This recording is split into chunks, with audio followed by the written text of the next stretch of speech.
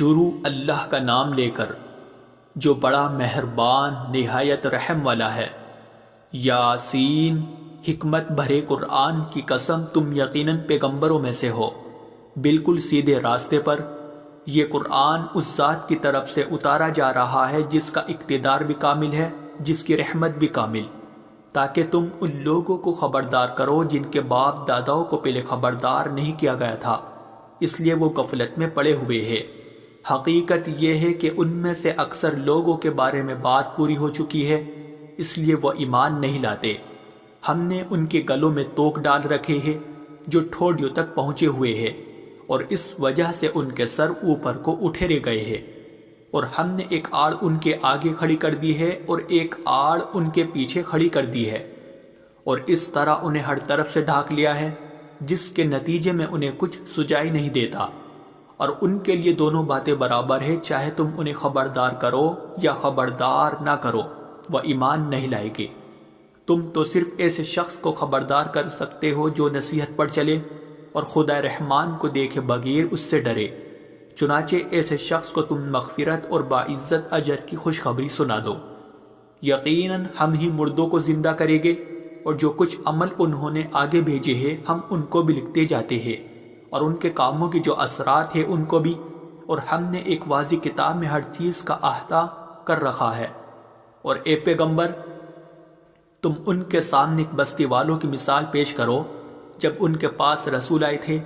جب ہم نے ان کے پاس شروع میں 2 رسول بھیجے تو انہوں نے دونوں کو جھٹلا دیا، پھر ہم نے ایک تیسرے کے ذریعے ان کی تائید کی، اور ان سب نے کہا کہ یقین جانو ہمیں تمہارے پاس رسول بنا کر بھیجا گیا ہے۔ انہوں نے کہا تمہاری حقیقت اس کے سوا کچھ بھی نہیں ہے کہ تم ہم جیسے ہی آدمی ہو، اور خدا رحمان نے کوئی چیز نازل نہیں کی ہے، اور تم سراسر جھوٹ بول رہے ہو۔ ان رسولوں نے کہا ہمارا پروردگار خوب جانتا ہے کہ ہمیں واقعی تمہارے پاس رسول بنا کر بھیجا گیا ہے، اور ہماری ذمہ داری اس سے زیادہ نہیں ہے کہ صاف صاف پیغام پہنچا دے۔ بستی والوں نے کہا ہم نے تو تمہارے اندر نحوست محسوس کی ہے، یقین جانو اگر تم باز نہ آئے تو ہم تم پر پتھر برسائے گی اور ہمارے ہاتھوں تمہیں بڑی دردناک سزا ملے گی۔ رسولوں نے کہا تمہاری نحوست خود تمہارے ساتھ لگی ہوئی ہے، کیا یہ باتیں اس لیے کر رہے ہو کہ تمہیں نصیحت کی بات پہنچائی گئی ہے؟ اصل بات یہ ہے کہ تم خود حد سے گزرے ہوئے لوگ ہو۔ اور شہر کے پلے علاقے سے ایک شخص دوڑتا ہوا آیا، اس نے کہا اے میری قوم کے لوگوں، ان رسولوں کا کہنا مان لو، ان لوگوں کا کہنا مان لو جو تم سے کوئی اجرت نہیں مانگ رہے اور وہ صحیح راستے پر ہے، اور بھلا میں اس ذات کی عبادت کیوں نہ کروں جس نے مجھے پیدا کیا ہے، اور اسی کی طرف تم سب کو واپس بھیجا جائے گا۔ بھلا کیا اسے چھوڑ کر میں ایسوں کو معبود مانوں کہ اگر خدا رحمان مجھے کوئی نقصان پہنچانے کا ارادہ کر لے تو ان کی سفارش میرے کسی کام نہ آئے اور نہ وہ مجھے چھڑا سکے؟ اگر میں ایسا کروں گا تو یقیناً میں کھلی گمراہی میں مبتلا ہو جاؤں گا۔ میں تو اپنے پروردگار پر ایمان لا چکا، اب تم بھی میری بات سن لو۔ آخر کار بستی والوں نے اسے قتل کر دیا، اور اللہ کی طرف سے اس سے کہا گیا کہ جنت میں داخل ہو جاؤ۔ اس نے جنت کی نعمتیں دیکھ کر کہا کہ کاش میری قوم کو معلوم ہو جائے کہ اللہ نے کس طرح میری بخشش کی ہے اور مجھے باعزت لوگوں میں شامل کیا ہے۔ اور اس شخص کے بعد ہم نے اس کی قوم پر آسمان سے کوئی لشکر نہیں اتارا، اور نہ ہمیں اتارنے کی ضرورت تھی، وہ تو بس ایک ہی چنگھاڑ تھی جس سے وہ ایک دم بجھ کر رہ گئے۔ افسوس ہے ایسے بندوں کے حال پر، ان کے پاس کوئی رسول ایسا نہیں آیا جس کا وہ مذاق نہ اڑاتے رہے ہو۔ کیا انہوں نے نہیں دیکھا کہ ان سے پہلے ہم نے کتنی قوموں کو اس طرح ہلاک کر چکے ہیں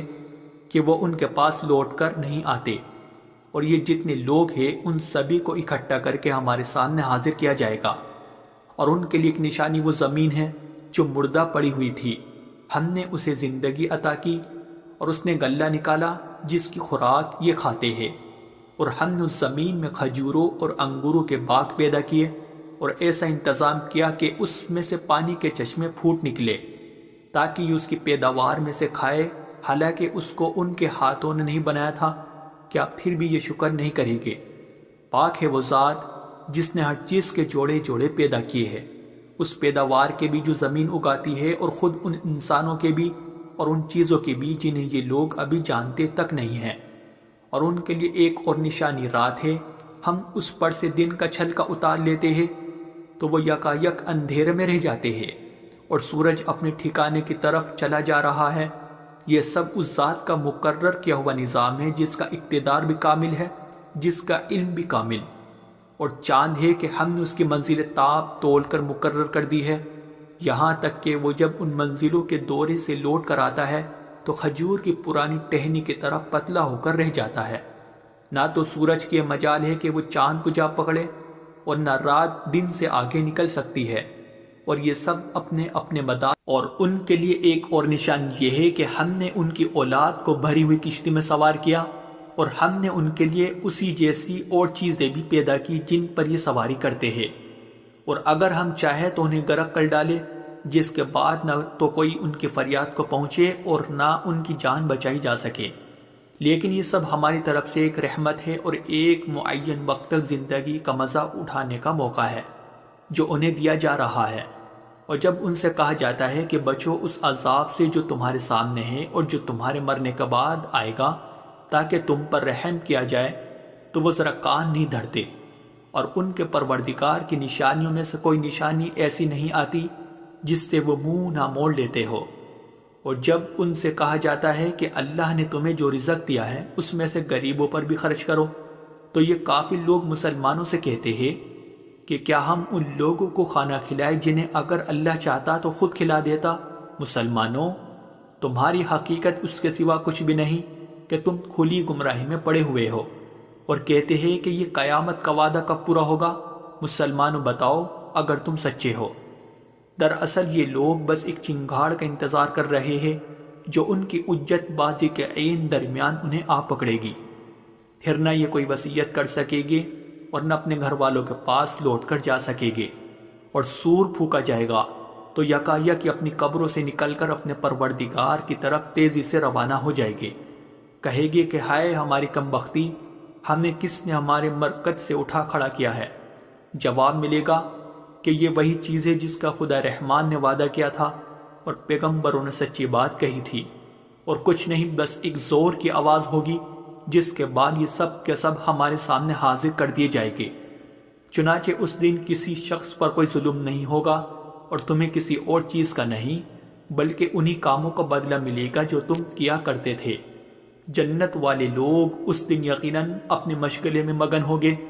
اور وہ ان کی بیویاں گھنے سایوں میں آرام دانشتوں پر ٹیک لگائے ہوئے ہوگے۔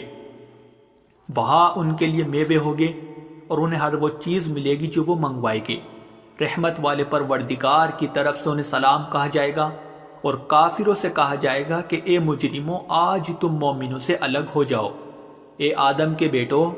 کیا میں نے تمہیں یہ تاکید نہیں کر دی تھی کہ تم شیطان کی عبادت نہ کرنا، وہ تمہارا کھلا دشمن ہے، اور یہ کہ تم میری عبادت کرنا، یہی سیدھا راستہ ہے۔ اور حقیقت یہ ہے کہ شیطان نے تم میں سے ایک بڑی خلقت کو گمراہ کر ڈالا،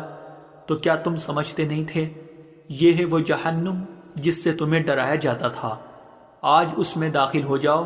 کیونکہ تم کفر کیا کرتے تھے۔ آج کے دن ہم ان کے منہ پر مہر لگا دیں گے، اور ان کے ہاتھ ہم سے بات کریں گے، اور ان کے پاؤں گواہی دیں گے کہ وہ کیا کمائی کیا کرتے تھے۔ اور اگر ہم چاہیں تو یہی دنیا میں ان کی آنکھیں مل یا میٹ کر دیں، پھر یہ راستے کی تلاش میں بھاگے پھرے، لیکن انہیں کہاں کچھ سجا۔ اور اگر ہم چاہیں تو ان کی اپنی جگہ پر بیٹھے بیٹھے ان کی صورتیں اس طرح مسخ کر دے کہ یہ نہ آگے بڑھ سکے اور نہ پیچھے لوٹ سکے۔ اور ہم جس شخص کو لمبی عمر دیتے ہیں اسے تخلیقی اعتبار سے الٹ ہی دیتے ہیں، کیا پھر بھی انہیں عقل نہیں آتی؟ اور ہم نے اپنے ان پیغمبروں کو نہ شاعری سکھائی ہے اور نہ وہ ان کے شایان شان ہیں، یہ تو بس ایک نصیحت کی بات ہے، اور ایسا قرآن جو حقیقت کو کھول کھول کر بیان کرتا ہے تاکہ ہر اس شخص کو خبردار کرے جو زندہ ہو، اور تاکہ کفر کرنے والوں پر حجت پوری ہو جائے۔ اور کیا انہوں نے یہ نہیں دیکھا کہ ہم نے اپنے ہاتھوں کی بنائی ہوئی چیزوں میں سے ان کے لیے موشی پیدا کیے، اور یہ ان کے مالک بنے ہوئے ہیں، اور ہم نے ان موشیوں کو ان کے قابو میں دے دیا ہے، چنانچہ ان میں سے کچھ وہ ہے جو ان کی سواری بنے ہوئے ہیں، اور کچھ وہ ہے جنہیں یہ کھاتے ہیں۔ نیز ان کو ان موشیوں سے اور بھی فائدہ حاصل ہوتے ہیں اور پینے کی چیزیں ملتی ہے، کیا پھر بھی یہ شکر نہیں بجا لائے گے؟ اور انہوں نے اللہ کو چھوڑ کر اس امید پر دوسرے خدا بنا رکھے ہیں کہ انہیں ان سے مدد ملے، حالانکہ ان میں یہ طاقت ہی نہیں ہے کہ ان کی مدد کر سکے، بلکہ وہ ان کے لیے ایک ایسا مخالف لشکر بنے گے جسے قیامت میں ان کے سامنے حاضر کر لیا جائے گا۔ غرض اے پیغمبر، ان کی باتیں تمہیں رنجیدہ نہ کریں، یقین جانو ہمیں سب معلوم ہے کہ یہ کیا کچھ چھپاتے اور کیا کچھ ظاہر کرتے ہیں۔ اور کیا انسان نے یہ نہیں دیکھا کہ ہم نے اسے نطفے سے پیدا کیا تھا، پھر اچانک وہ کھلم کھلا جھگڑا کرنے والا بن گیا۔ ہمارے بارے میں تو وہ باتیں بناتا ہے اور خود اپنی پیدائش کو بھلا بیٹھا ہے، کہتا ہے کہ ان ہڈیوں کو کون زندگی دے گا جب کہ وہ گل چکی ہوگی۔ کہہ دو کہ ان کو وہی زندگی دے گا جس نے انہیں پہلی بار پیدا کیا تھا، اور وہ پیدا کرنے کا ہر کام جانتا ہے۔ وہی ہے جس نے تمہارے لیے سرسبز درخت سے آگ پیدا کر دی ہے، پھر تم ذرا سی دیر میں اس سے سلگانے کا کام لیتے ہو۔ بھلا جس ذات نے آسمانوں اور زمین کو پیدا کیا ہے، کیا وہ اس بات پر قادر نہیں ہے کہ ان جیسوں کو دوبارہ پیدا کر سکے؟ کیوں نہیں، جبکہ وہ سب کچھ پیدا کرنے کی پوری مہرت رکھتا ہے۔ اس کا معاملہ تو یہ ہے کہ جب وہ کسی چیز کا ارادہ کر لے تو صرف اتنا کہتا ہے کہ ہو جا، بس وہ ہو جاتی ہے۔ غرض پاک ہے وہ ذات جس کے ہاتھ میں ہر چیز کی حکومت ہے، اور اسی کی طرف تم سب کو آخر کار لے جایا جائے۔